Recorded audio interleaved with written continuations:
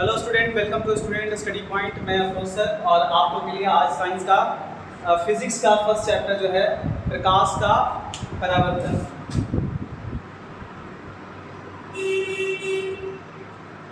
हम लोग प्रकाश का परावर्तन आज पढ़ने वाले हैं।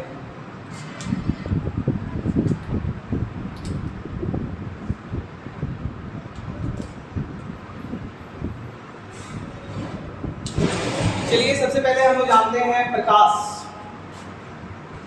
प्रकाश क्या है? प्रकाश तो प्रकाश वह कारक है जिससे हम लोग किसी वस्तु को देखते हैं। प्रकाश वह कारक है जिसकी सहायता से हम वस्तुओं को देख पाते हैं, वस्तुओं को या फिर किसी चीज को देख पाते हैं।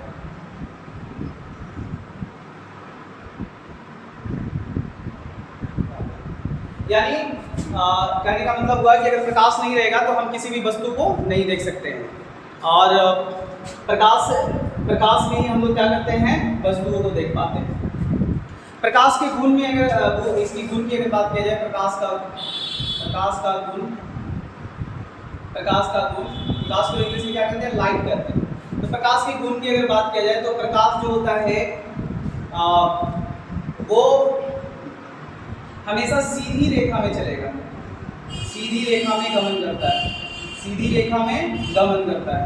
ठीक है। और ये वैद्युत चुंबकीय तरंग है, वैद्युत चुंबकीय तरंग है, वैद्युत चुंबकीय तरंग है, इलेक्ट्रोमैग्नेटिक वेव। इसीलिए इसके संचरण के लिए कोई माध्यम की आवश्यकता नहीं होती है। यानी ये निर्वात में भी ये, इसीलिए निर्वात से भी ये सफर करके जो है ये चल करके हम लोग तक चले आते हैं। तो ये विद्युत चुंबकीय तरंग है, इसलिए इसको कोई माध्यम, जैसे माध्यम मतलब हवा, जल, इस तरह से कोई माध्यम की आवश्यकता नहीं होती है। ये निर्वात में भी संचरण करता है, निर्वात में भी संचरण करता है। अगर इसका निर्वात में अगर इसका स्पीड देखा जाए, लाइट का, प्रकाश का स्पीड देखा जाए निर्वात में, तो ये होता है 3 लाख किलोमीटर पर सेकेंड, यानी कर सकते हैं 3 × 10⁸ मीटर पर सेकेंड होता है। ठीक है।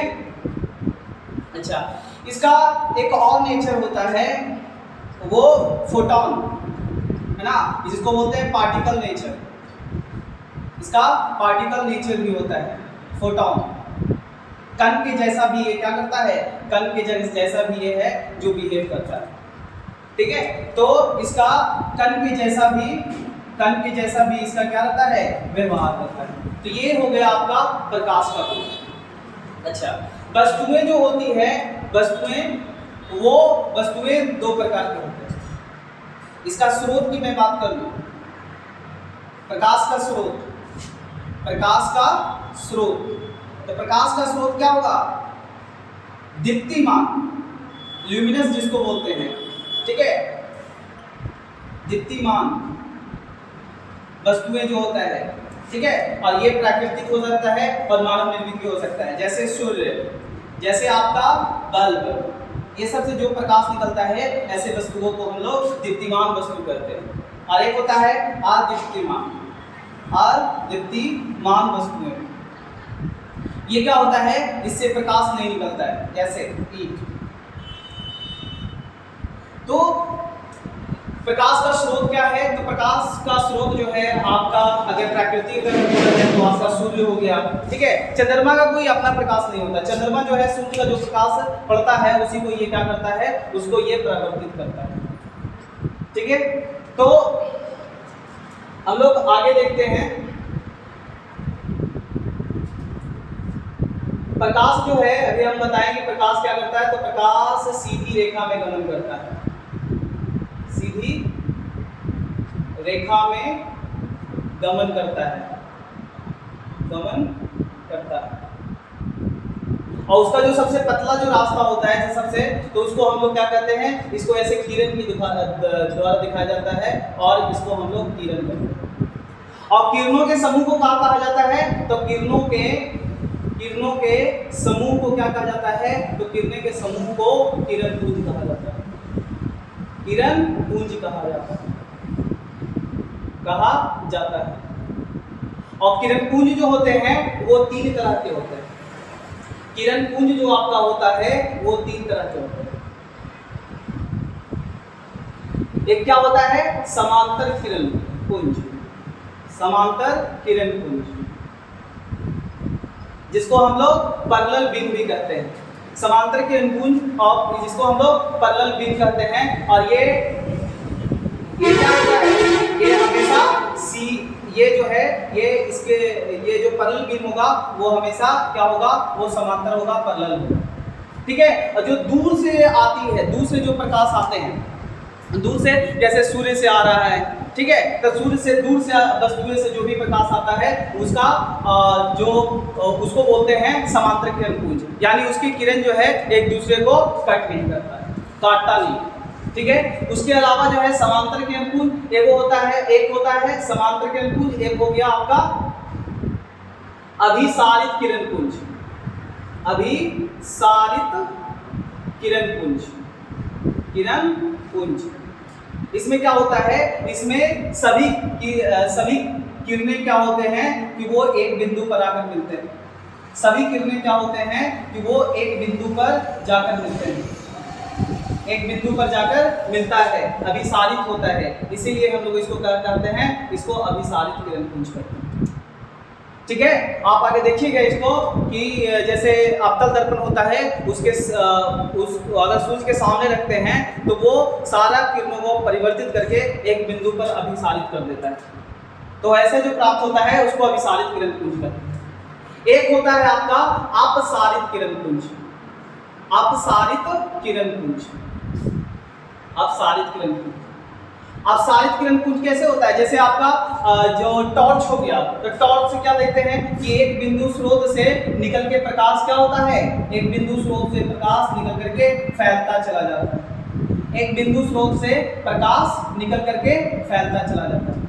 इसको हम लोग क्या कहते हैं? इसको हम लोग कहते हैं अपसारित किरण पुंज। यानी एक बिंदु ये एक जगह से प्रकाश निकल करके क्या हो जाएगा? वो फैलता चला जाएगा। ठीक है। अच्छा, प्रकाश के साथ अलग अलग पदार्थों का जो है वो अलग अलग वो आचरण करता है। ठीक है। तो पदार्थों का भी प्रकार होता है, पदार्थों का प्रकार।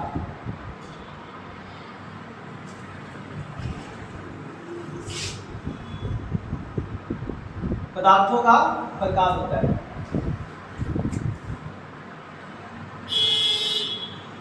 ठीक है। वैसा पदार्थ जो अपने से होकर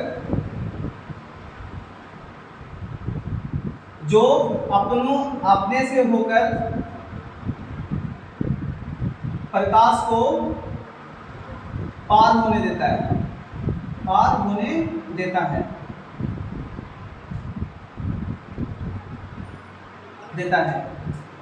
उसको हम लोग क्या कहते हैं? उसको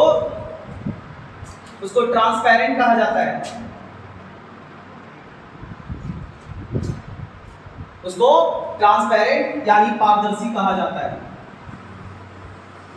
पारदर्शी कहा जाता है। ठीक है। और एक क्या होता है? एक होता है अपारदर्शी, अपारदर्शी पदार्थ।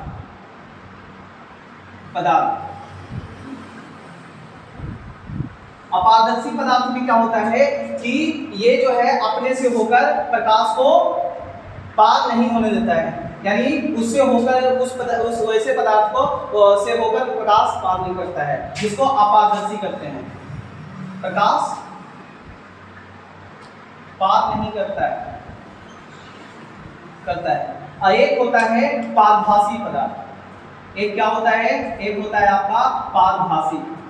पारभासी में क्या होता है कि इसमें जब प्रकाश पड़ता है तो इसके कुछ अंश को ये पार होने देता है, कुछ अंश को पार होने देता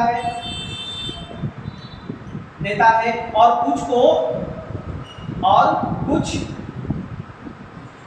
कुछ को यह परिवर्तित कर देता है, परिवर्तित कर देता है। तो ऐसे को क्या कहते हैं, पारभासी कहते हैं। ठीक है, इसका जो उदाहरण हो गया आपका कांच हो गया। कांच पे जब आप जो बिना रंगा हुआ हो, जैसे आपका जो होता है ना समतल दर्पण होता है घर में, वो क्या होता है, वो पीछे रंगा हुआ रहता है। ठीक है, और उस पे जो है चांदी का जो है परत चढ़ाया हुआ रहता है। मगर जो कांच का टुकड़ा होता है उससे क्या होता है, उससे आपका कांच का टुकड़ा इसका उदाहरण हो गया पारदर्शी पदार्थ।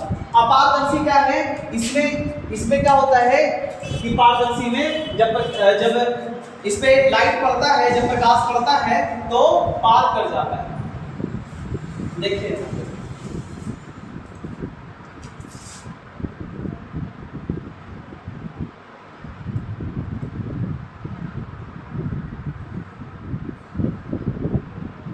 जब मान लिया जाए कि ये अगर किरण पड़ रहा है, इस पे पड़ रहा है, तो इससे क्या हो जाएगा, इससे बिल्कुल पार कर जाएगा। ठीक है, और जो अपारदर्शी होता है, अपारदर्शी पदार्थ पे जब आपका प्रकाश पड़ता है तो वो परिवर्तित हो जाता है। तो इसीलिए आप जो अपारदर्शी पदार्थ होता है वो अगर प्रकाश के रास्ते में आ जाता है तो उसके दूसरी ओर क्या है, उसकी छाया बनती है। तो छाया किससे बनती है, तो छाया अपारदर्शी पदार्थ से ही बनेगा। और पारभासी जो होता है वो अपने अंदर से होकर कुछ प्रकाश को पार होने देगा और कुछ को क्या कर देता है, तो कुछ को परिवर्तित कर देता है और कुछ को जो है वो पार होने देता है। तो ये आपका जो है प्रकाश के साथ भी ये पदार्थों का अलग अलग क्या रहता है, व्यवहार करता है। उसके अनुसार क्या करते हैं, इसको हम लोग 3 भागों में बांटते हैं। अच्छा, प्रकाश का प्रवर्तन क्या है? प्रकाश का प्रवर्तन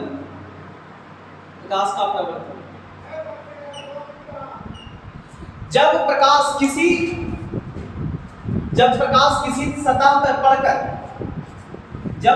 किसी सतह पर पड़कर लौटता है तो उसे ही हम लोग क्या कहते हैं, उसे हम लोग कहते हैं प्रकाश का प्रवर्तन। जब प्रकाश किसी सतह पर पड़कर लौटता है तो उसको प्रकाश का अपवर्तन कहा जाता है।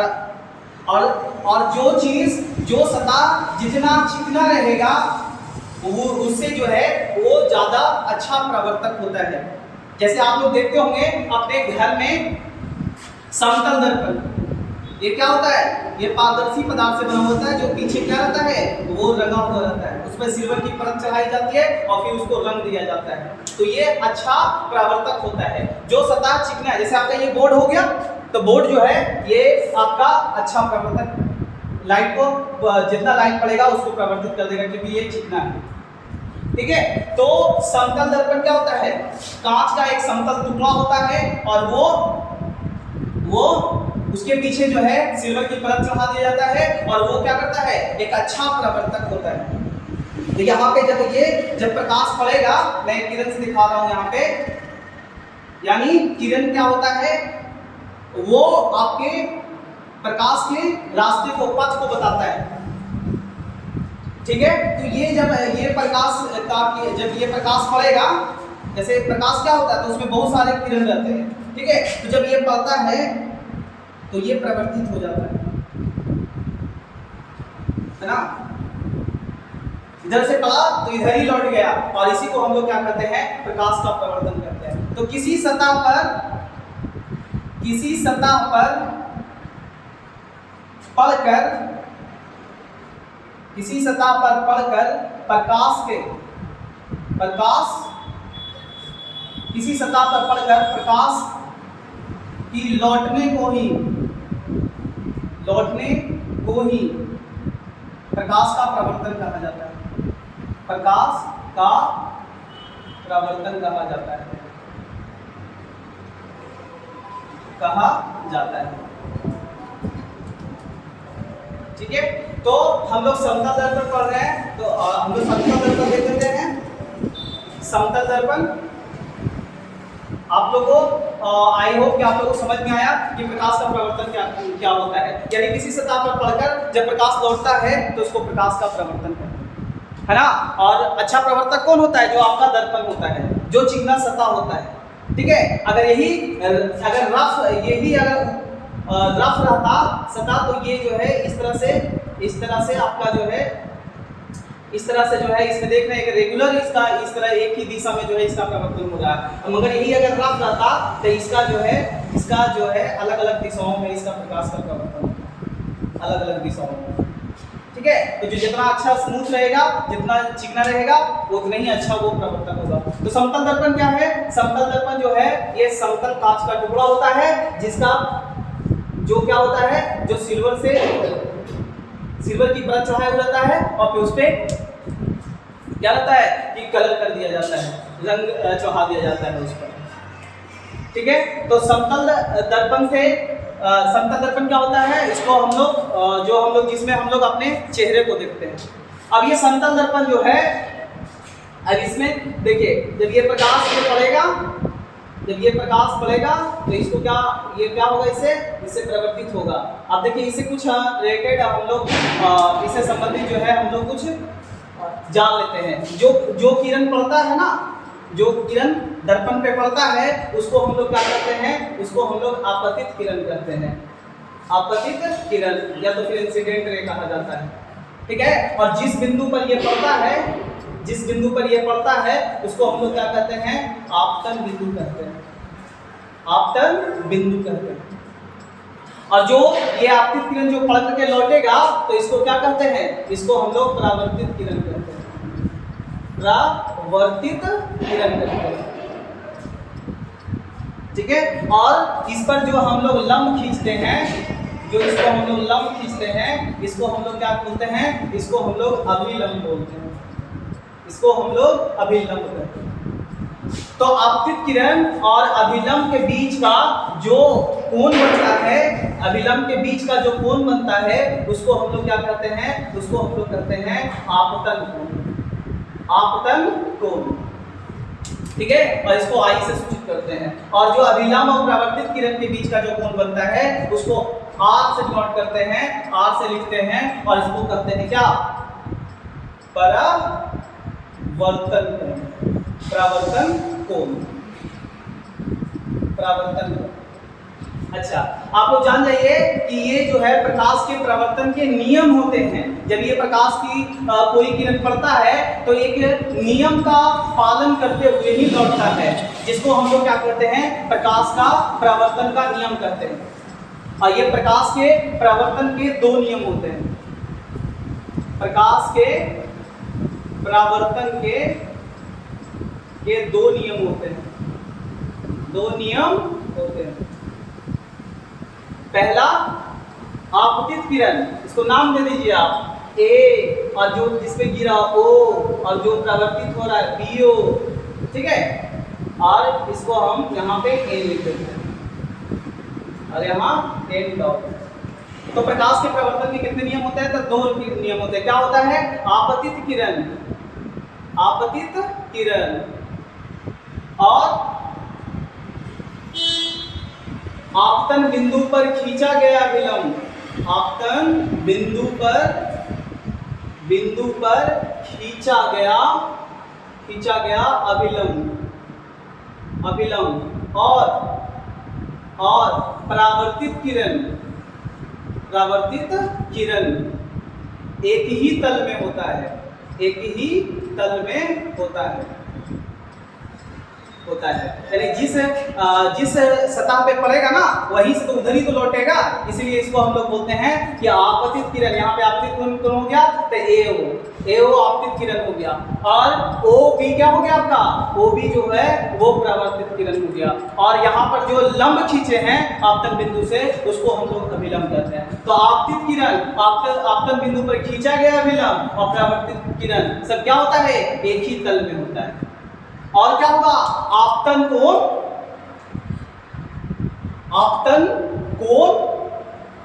कोण परावर्तन कोण के हमेशा बराबर रहता है। परावर्तन कोण के बराबर होता है।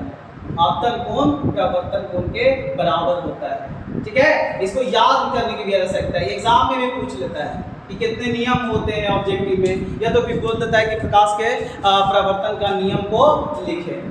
तो आपतन कोण जो होता है वो हमेशा प्रवर्तन कोण के बराबर होता है। आई जो होगा वो हमेशा आर के बराबर होगा। अब देखिए समतल दर्पण से बने प्रतिबिंब को हम लोग पढ़ेंगे। जब दर्पण होता है तो दर्पण से क्या बनते हैं, दर्पण से प्रतिबिंब बनते हैं।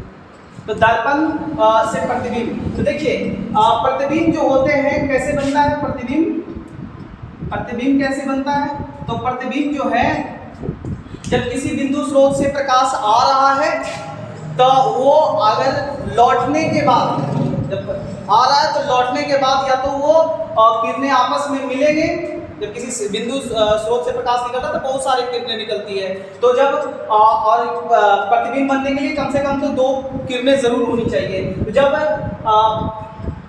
आपका जब किसी बिंदु स्रोत से प्रकाश निकलता है तो वो लौटने के बाद या तो वास्तविक में मिलेगा या मिलता हुआ दिखेगा, तब उसको हम लोग क्या कहते हैं कि उस वह जो जहां पे मिला वो उस बिंदु स्रोत का क्या हो जाएगा, वो उसका प्रतिबिंब हो जाएगा। तो हम लोग इसमें जब आपस में सही में मिल जाता है, वास्तविक में मिलता है, तो उसको हम लोग कहते हैं वास्तविक प्रतिबिंब। और मिलता हुआ दिखेगा, प्रतीत होगा, तो उसको हम लोग क्या कहते हैं, आभासी प्रतिबिंब कहते हैं। तो हम देखिए समतल दर्पण के प्रतिबिंब के बारे में, ठीक है। और ये आभासी प्रतिबिंब क्या है, आभासी प्रतिबिंब आपके समतल दर्पण से और आगे हम लोग देखेंगे उत्तल दर्पण से बनता है। अवतल दर्पण से भी एक ऐसी स्थिति आती है जिसमें बनता है, ठीक है। तो हम लोग देखते हैं कि कैसे इसमें क्या बनेगा, समतल दर्पण में वो आभासी प्रतिबिंब बनेगा। तो देखिए मैं समतल दर्पण से प्रतिबिंब को बताता हूँ कैसे बन रहा है। ये आपका हो गया समतल दर्पण। एक भाग क्या होता है, एक तरफ बना हुआ रहता है, ठीक है। ये कभी इस तरह से वक्र नहीं होगा, इसीलिए इसका क्या होता है, त्रिज्या जो है, इसका कोई पूछ दे कि त्रिज्या क्या होता है, तो त्रिज्या इसका हो जाता है आपका अनंत। अब देखिए यहाँ पे क्या है, यहाँ पे मान लीजिए कोई बिंदु स्रोत है ना, ए है यहाँ पे, ठीक है। और ए है तो ए से एक प्रकाश इधर से जा रहा है, तो इसी पे लौटेगा। थोड़ा सा मैं यहाँ पे बता देता हूँ आपको। अगर मान लिया यहाँ पे 60 डिग्री से, अगर यहाँ पे 60 डिग्री का एंगल बना करके 60 डिग्री का कोण बना के ये अभिलंब के साथ जा रहा था, तो ये 60 डिग्री का ही बनाएगा।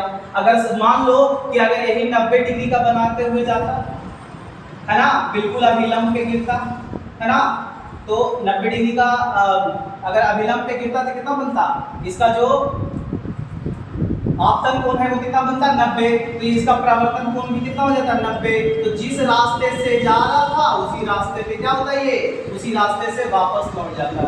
यानी इसे आप समझ लीजिए कि कोई किरण जब किसी सतह पर लंबवत पड़ती है, लंबवत पड़ती है तो उसी पे वापस लौट जाती है। तो ये देखो लंबवत पड़ रहा है तो ये इसी पे वापस लौट गया। अच्छा, और एक किरण इधर से जा रहा है, ठीक है, तो ये क्या होगा, इधर वापस लौट जाएगा, ठीक है। मगर हम लोग को क्या प्रतीत होगा, हम लोग को प्रतीत होगा कि ये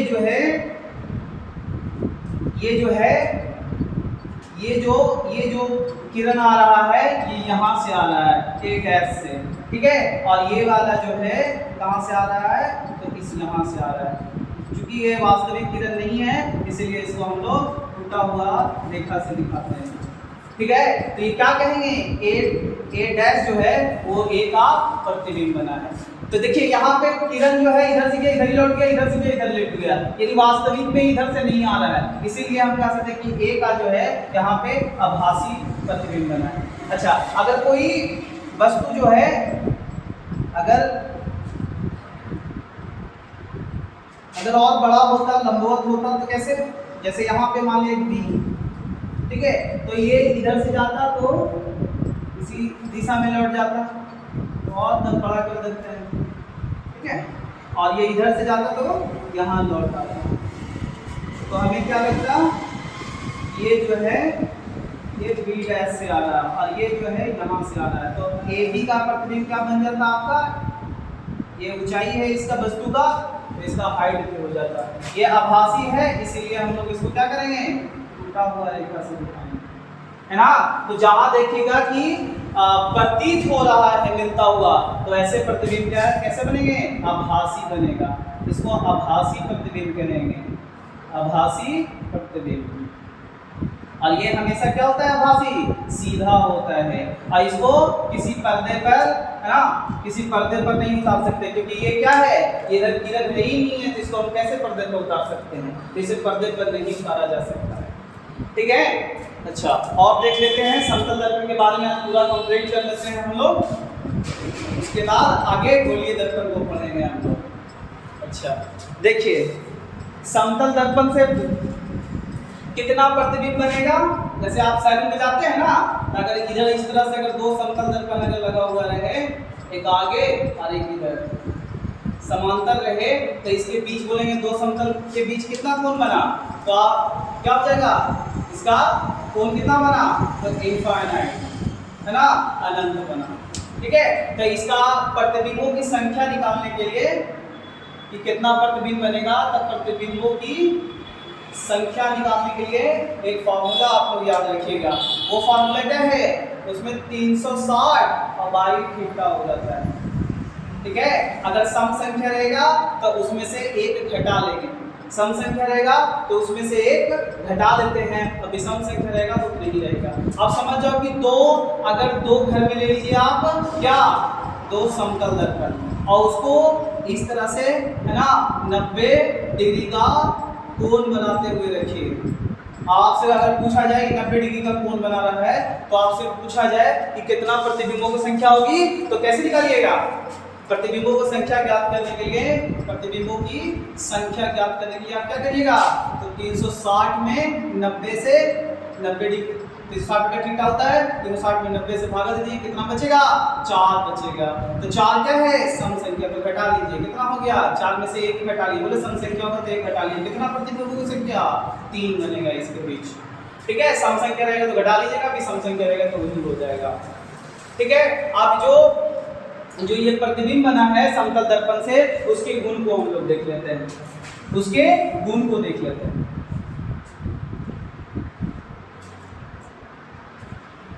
समतल दर्पण से बने प्रतिबिंबों के गुण, बिंबों के गुण देखिए, यहाँ पे क्या होगा,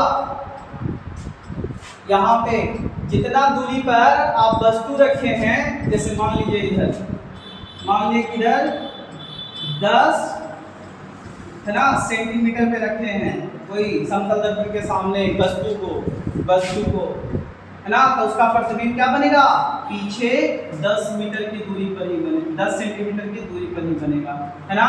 तो इसमें क्या होता है, प्रतिबिंब की दूरी क्या होती है, प्रतिबिंब की दूरी वस्तु की दूरी के बराबर होता है, वस्तु की दूरी के बराबर होता है, ठीक है। प्रतिबिंब की दूरी वस्तु की दूरी के बराबर है, 10 सेंटीमीटर पे है वो, तो यहाँ प्रतिबिंब कहाँ बन रहा है, तो प्रतिबिंब दर्पण के पीछे बन रहा है, ये ध्यान रखिएगा, दर्पण के पीछे बन रहा, दर्पण के पीछे बन रहा है।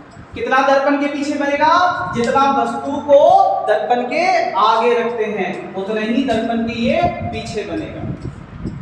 तीसरा इसके गुण देख लेते हैं, इसका आकार, प्रतिबिंब का आकार क्या होगा, प्रतिबिंब का आकार, है ना, और वस्तु के आकार के बराबर होगा, वस्तु के आकार के बराबर होगा। अच्छा, प्रतिबिंब कैसा होगा, तो ये आभासी और सीधा होता है, प्रतिबिंब क्या होगा, आभासी और सीधा होगा, आभासी और सीधा होगा, आभासी और सीधा होगा। अच्छा, इसमें क्या है, आप दर्पण में जाके खड़ा होकर के देखिएगा, जब दर्पण में आप खड़ा होकर जाके देखिएगा ना तो आपका बायां हाथ ना दायां दिखेगा, दायां तरफ दिखेगा, दायां हाथ बायां दिखेगा। ऐसे को जब आपका दायां भाग बायां और बायां भाग दायां दिखता है, जैसे यहाँ पे मैं बता देता हूँ, जैसे ये आर है ना, आर, तो इसको आप रखिए ऐसे दर्पण के सामने, तो कैसे बन जाएगा, ये ऐसे बन जाएगा, ऐसे दिखेगा, है ना। तो यानी दायां भाग क्या दिखेगा, बाएं तरफ दिखेगा, दाएं भाग बाएं तरफ दिखेगा। ऐसे को हम लोग क्या कहते हैं, ऐसा इसको हम लोग कहते हैं पार्श्विक रूप से उल्टा होता है। पार्श्विक रूप से क्या होता है, पार्श्विक रूप से उल्टा होता है। तो दर्पण में ये जो है आपका पार्श्विक रूप से उल्टा होगा। अच्छा, एक मैं प्रॉब्लम डिस्कस करता हूँ आप लोगों के साथ, है ना, प्रॉब्लम बताता हूँ। जैसे ये कार है ना, और कार के पीछे देखने वाला दर्पण में कौन सा दर्पण लगा हुआ है, मान लिया जाए कि समतल दर्पण रखा हुआ है, ठीक है। यहाँ पर कोई वस्तु है, यहाँ पर कोई वस्तु है, ठीक है। अगर ये v मीटर पर सेकंड से अगर पीछे की ओर रिवर्स करेगा, है ना, तो उसमें जो प्रतिबिंब है वो कितने के स्पीड से जाएगा, तो वो 2v मीटर पर सेकंड के स्पीड से जाएगा, ठीक है। यानी जितना स्पीड से आप जाएंगे उसके दुगने स्पीड से आपका प्रतिबिंब आपकी ओर बढ़ेगा, ठीक है। तो ये जो रहा, ये पूरा आपके समतल दर्पण के बारे में रहा, और आपको प्रकाश के बारे में, प्रकाश के गुण के बारे में बताएं और परावर्तन के नियम बताएं, और ये सारे जो है आप रिवाइज करिए। अगले वीडियो में हम लोग गोलीय दर्पण की बात करेंगे। धन्यवाद।